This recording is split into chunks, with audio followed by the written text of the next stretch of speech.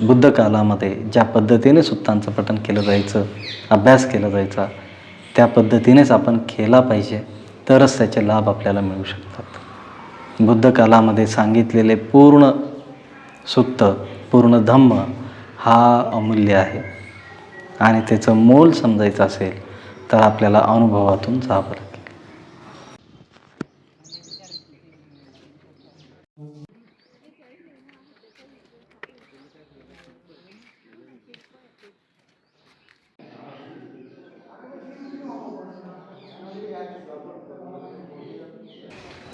Breathe in, breathe out. Just observe your breath as it is.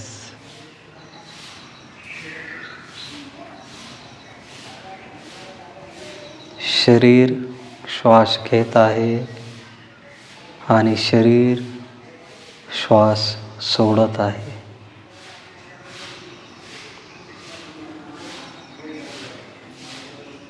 मनाचं काम फक्त येणाऱ्या आणि जाणाऱ्या श्वासाला पाहणे, जसं आहे तसं.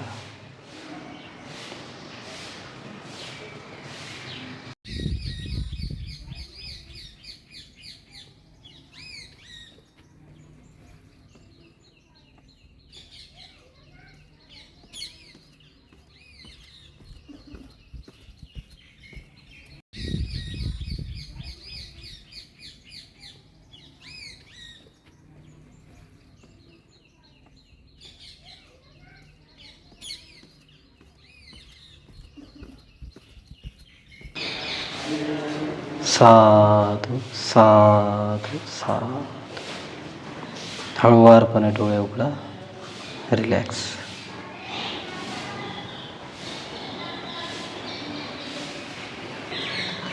नमो बुद्धाय, जय भीम. वर्षावास पर्वामध्ये 2026 मध्ये आज आपण श्रद्धावान उपासक खूप चांगल्या पद्धतीने धम्माचा अभ्यास करत आहात. काही जण वेगवेगळ्या ठिकाणी कनेक्टेड आहेत. आपण आपल्या एरियामध्ये विहारांमध्ये जाऊन वर्षावासामध्ये शिलांचं पालन, ध्यानाचा अभ्यास, धम्माभ्यास, धम्मश्रवण करणे, धम्मसेवा करणे, ह्या सर्व गोष्टी करत आहात.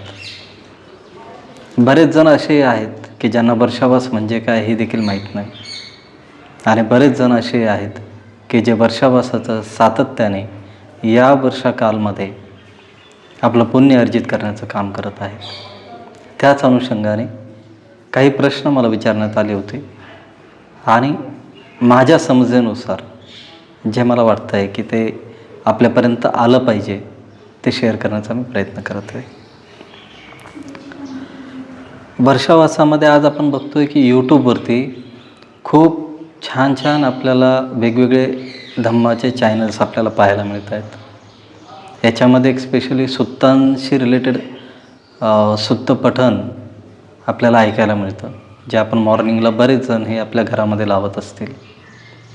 तर त्या अनुषंगाने एक सांगण्याची इच्छा होते की आपण जेव्हा केव्हाही सुत्त ऐकत असाल तर ते सुत्त ऐकत असताना, त्या गाथा ऐकत असताना, उदाहरणार्थ तुम्ही त्रिशरण पंचशील ऐकत असाल, बुद्धपूजा ऐकत असाल, बुद्धवंदना, धम्मवंदना, संघवंदना, कर्णेमेय सुत्त, महामंगल सुत्त, रतनसुत्त, मोरपरित्त, पराभव सुत्त हे चॅन्टिंगमध्ये ऐकत असाल तर अतिशय चांगली गोष्ट आहे. परंतु त्याच्यासोबत संगीताची जोड असू नये. त्याचं कारण हे आहे की सुत्त जेव्हा बुद्ध काळामध्ये म्हटली जात होती किंवा सम्यक संबुद्धांनी म्हटले किंवा अरहंतांनी म्हटलेली आहे, श्रोतापत्ती फलाला पोहोचलेल्या भिक्खूंनी म्हटलेली आहेत, तर ते म्हणत असताना ती सुत्त पूर्णपणे पाली भाषेमध्ये रिसाईट केली जायची.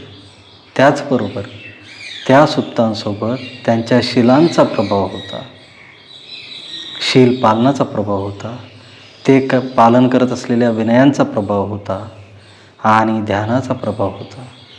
त्यामुळे जेव्हा जेव्हाही भिक्खू संघ सुत्तांचं पठण जिथे जिथे करायचे त्यावेळेला त्या सुत्ताचे परिणाम हे आपल्याला मिळत होते.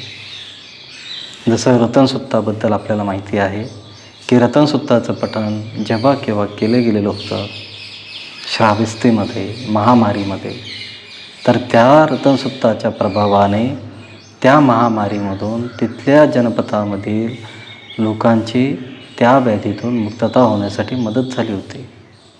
त्याचं एकमेव कारण ते सुत्त रिसाईट केलेलं होतं अरहंतांनी.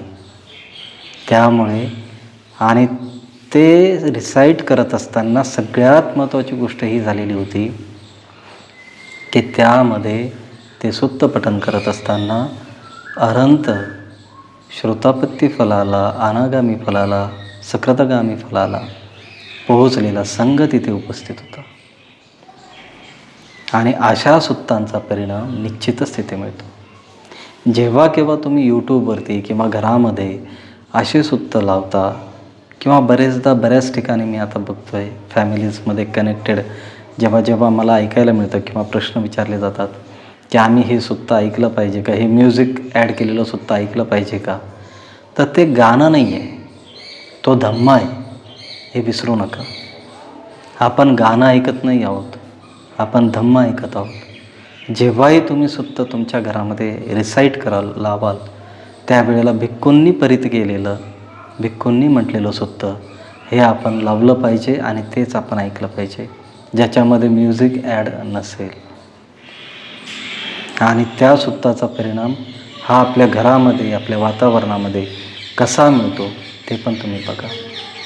सुत्त घरामध्ये तुम्ही लावल्यानंतर त्या सुत्ताचं चॅन्टिंग सुरू असताना तुम्ही इतर काही कामं करत असताना ते लावत असाल तर तुम्ही धम्माची अवहेलना करत आहात. असं करू नका. ते सुत्त लावल्यानंतर आपलं काम हे आहे की आपण जितक्या वेळासाठी ते सुत्त चॅन्ट होणार आहे तितक्या वेळासाठी आपण देखील तिथे शांतपणे बसून विनम्रपणे त्या सुत्तांचं पठण करता येत असेल तर केलं पाहिजे, किंवा शांतपणे डोळे बंद करून आपण ते सुत्त ऐकलं पाहिजे. अशा पद्धतीने जर का आपण या वर्षाकालमध्ये प्रॅक्टिस केली आपल्या घरामध्ये, ही सहज स्वाभाविक कोणालाही जमणारी ही प्रॅक्टिस आहे, ज्यामध्ये एखादं सुत्त हे 5 मिनटाचं असेल, एखादं सुत्त 10 मिनटाचं असेल, एखादं सुत्त 30 मिनटाचं असेल. परंतु त्या सुत्तासोबत तुम्ही शांतपणे बसून सहपरिवार जर का श्रवण करताय, ऐकताय, तरी देखील वर्षाकालमध्ये खूप चांगले पुण्य तुम्ही इथे अर्जित करू शकता. हा एक प्रश्न मला विचारण्यात आला होता या वर्षाकालमध्ये आणि त्या अनुषंगाने मला वाटलं की याचं उत्तर आपल्यापर्यंत दिलं गेलं पाहिजे. परंतु बुद्ध कालामध्ये ज्या पद्धतीने सुत्तांचं पठण केलं जायचं, अभ्यास केला जायचा, त्या पद्धतीनेच आपण केला पाहिजे, तरच त्याचे लाभ आपल्याला मिळू शकतात. बुद्ध कालामध्ये सांगितलेले पूर्ण सुत्त, पूर्ण धम्म हा अमूल्य आहे आणि त्याचं मोल समजायचं असेल तर आपल्याला अनुभवातून जावं लागेल.